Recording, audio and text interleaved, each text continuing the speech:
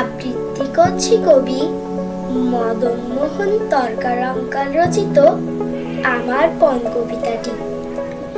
সকালে উঠিয়া আমি মনে মনে বলি, সারাদিন আমি যেন ভালো হয়ে চলি।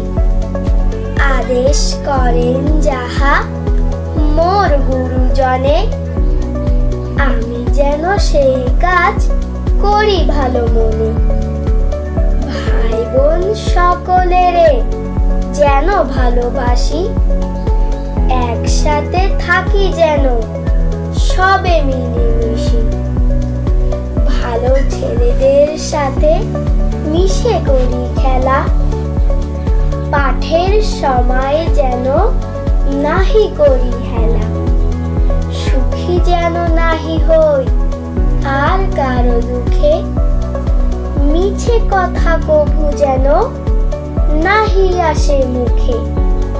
সাবধানে যেন লোভ সামলিয়ে থাকি, কিছুতে কাহারে যেন নাহি দিই ফাঁকি।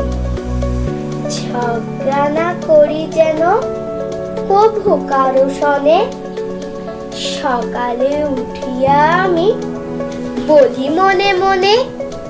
ধন্যবাদ।